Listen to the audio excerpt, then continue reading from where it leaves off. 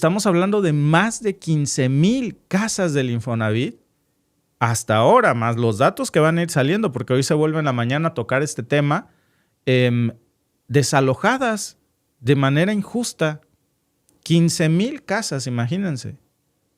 Datos que la misma presidenta Sheinbaum mostró en la conferencia de prensa. Chequen esto y ahora les digo la dimensión de este verdadero robo, ¿eh? Se estima que hay más de 600,000 viviendas abandonadas o ocupadas de manera irregular en el país, imagínense. ¿De qué viviendas estamos hablando? Viviendas que se construyeron principalmente en el periodo de Fox y de Calderón, en donde las viviendas del Infonavit eran en realidad negocios privados, no representaban la necesidad o el acceso a una necesidad de las y los trabajadores. Se construyeron muchas viviendas alejadas de los centros urbanos, algunas de 35 metros cuadrados, han encontrado algunas de 10 metros cuadrados, sin servicios, sin cercanía a las poblaciones. El trabajador accedía a un crédito que ya sabemos cómo era, donde cada vez el crédito aumentaba más en vez de disminuir conforme se iba pagando, y además nunca podían habitar la casa porque o no tenía servicios o estaba muy lejos o de plano nunca se construyó. Pero hay más de 600,000 viviendas en estas condiciones. ¿Qué estamos haciendo? Primero, un censo. Se está realizando en este momento entre el Infonavit, la SEDATU y Bienestar, un censo, porque se tienen las direcciones de todas esas viviendas construidas con el Infonavit, para ver en qué situación está la vivienda, si está ocupada por la persona que pagó su crédito, si está ocupada por otra persona o si está abandonada y en qué condiciones está en la vivienda. A partir de ahí vamos a hacer un programa, sea de regularización. Por supuesto, quien no puede habitar su vivienda pues no puede pagar su crédito, y ver qué vamos a hacer con esas viviendas. Entonces, en este momento estamos en el censo. Una vez que termine el censo y que sepamos en qué condiciones están esas viviendas, ya presentamos el programa de atención a este caso. Pero es muy distinto a lo que mencionas.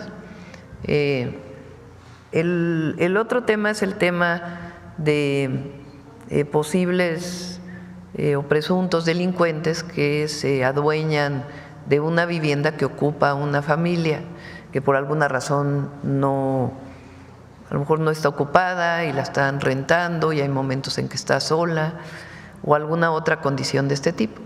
Eso en particular en el Estado de México lo está viendo la Fiscalía del Estado de México con apoyo del Gabinete de Seguridad, que fue pues el caso muy sonado que también lo está viendo la Fiscalía.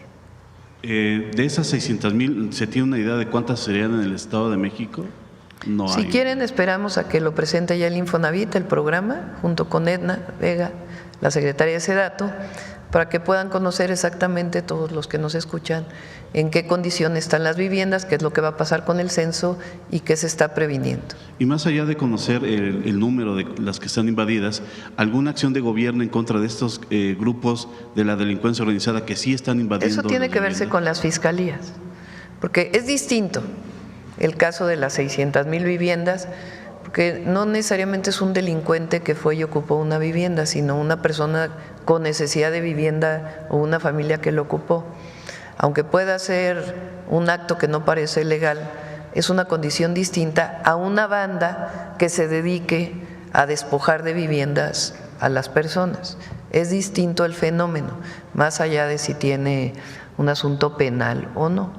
Entonces, en este momento, ustedes saben, desde el presidente López Obrador no se está desalojando, pero hay que atender el caso de las viviendas construidas por el Infonavit hace tiempo.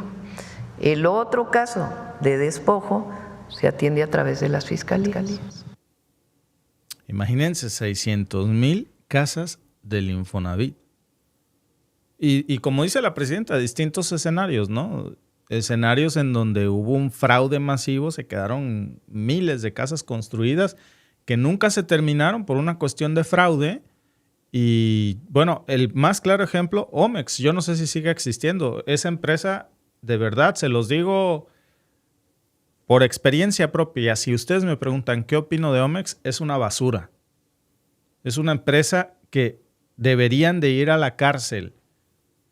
Y se los digo porque nosotros los denunciamos, nosotros y muchos vecinos. Materiales de menor calidad del que te decían que te iban a poner, nada servía, la tubería corriente, se minaba el agua por todos lados, no había electricidad, no había acceso al fraccionamiento. No tenías por dónde entrar ni por dónde salir. En su desesperación, muchos vecinos una vez tuvieron que tapar la calle, la carretera. Porque no había manera de entrar, tenías que dejar tu carro a orilla de la carretera. No, era un verdadero infierno, amigos.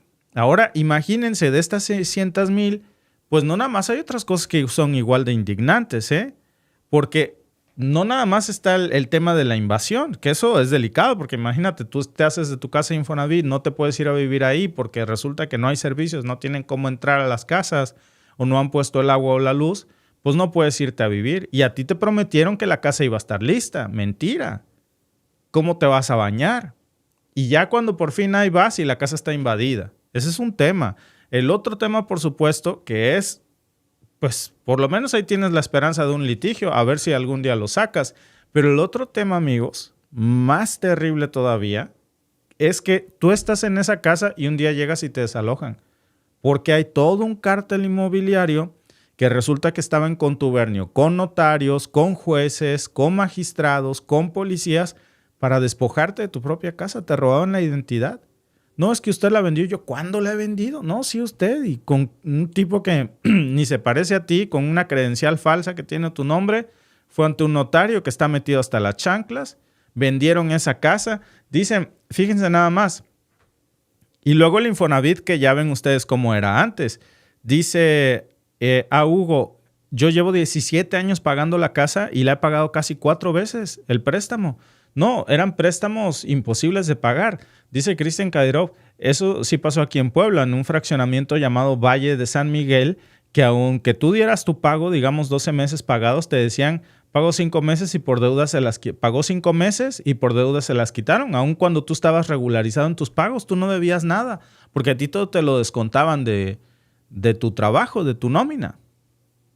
Y ahora pues ya sabemos que el Poder Judicial estaba también bien metido aquí. Que los jueces eran parte de esta mafia, de esta banda criminal. Imagínate cómo estamos hablando de delincuencia organizada y parte de la delincuencia organizada es el Poder Judicial. Son los jueces que estaban allá amañados. ¿Por qué por este problema, amigos? Pues que no tenías manera de irlos a denunciar porque los tenían ahí. Imagínense lo terrible. Un día te despiertas y te tocan la puerta y te dicen que te salgas porque un juez en el Poder Judicial le dio una sentencia en donde dice que tu casa es suya. No, amigos, imagínense que tu patrimonio te quedas en la calle, tus hijos, tu esposa sin casa y tú también. Y para volverse a comprar otra. Y luego, ¿qué ganas, no? Para que te vuelvan a hacer lo mismo. Y ni que fuera feria para comprarse otra, ¿no? Y ojo, porque no es un ataque al Poder Judicial, porque luego dicen que es una campaña negra contra el Poder Judicial. No, amigos, es que esto es una brutalidad. Se ha documentado caso por caso. Por eso habla la presidenta Sheinbaum de este censo de 600,000 viviendas, en donde ya están saliendo nombres concretos, jueces muy en específico. Y hay una lista que, por cierto, también se mostró públicamente con los juzgados que más casos de fraude están avalando y que ahí siguen. ¡Qué casualidad! Que casi todos estos fraudes a viviendas caen en ciertos juzgados del Poder Judicial, porque ya tienen ahí el contubernio, ya saben que llegando el caso con ese juez, pues ahí va la mochada. Y los jueces llevan su tajada por esos despojos. Y también las policías locales que estuvieron involucradas en despojar a miles de trabajadores. Y lo increíble, amigos, es que esto haya pasado por tantísimo tiempo. Y miles de víctimas. Bueno, no se queda el nivel de cochinero aquí, porque encima también, aparte de los jueces, ya hay una lista de notarios. Sheinbaum mostró cómo al menos 25% de los notarios que estaban involucrados en estas operaciones fraudulentas de despojar casas del Infonavit, ahí siguen, firmando documentos, haciendo escrituras falsas, pero como están notariadas, diles algo. Pues si el que tiene la fe pública es él, ¿no? Y entonces la gente pierde sus casas y ni siquiera sabe qué pasó. Y no solamente no reciben un solo peso por su vivienda, sino que se quedan en la calle. No hay cosa más cruel, amigos. Bueno, hay muchas, ¿no? Pero este es uno de los temas más crueles que hemos visto en México. Robar es una cosa detestable, pero ya este nivel de robo con la vivienda de las personas que han tenido un esfuerzo para poder hacernos de una casita. Y ahora, bueno, este fue un tema nada más. Luego sigue el tema de Donald Trump, que ya está de regreso.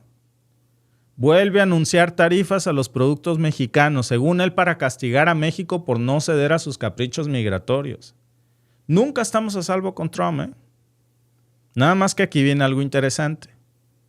Sheinbaum, cuando le preguntan, pues responde que México ya no es tan vulnerable como antes.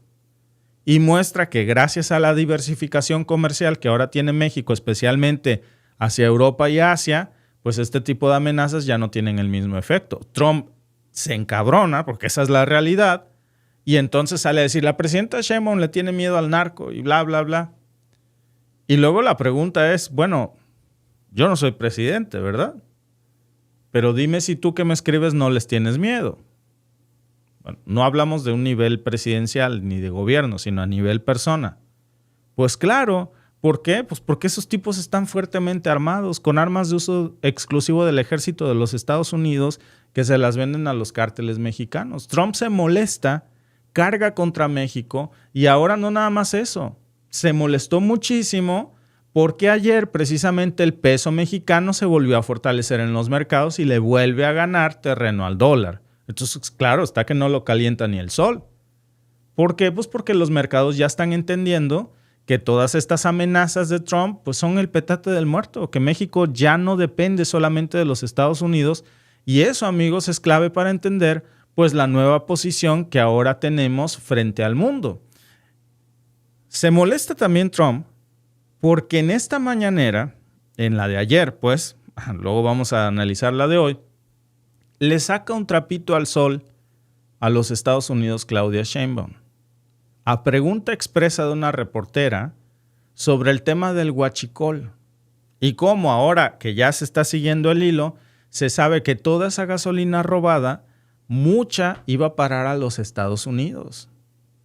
Por eso fortalecen al crimen organizado, porque cuando dicen que el crimen no paga, bueno, difiero. Parece que les han estado pagando con petróleo a muchos del otro lado de la frontera.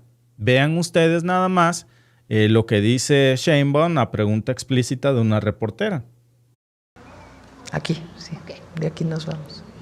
Presidente, en otro tema, ¿tiene información de qué banda de Estados Unidos está en contubernio por autoridades mexicanas sobre el huachicol?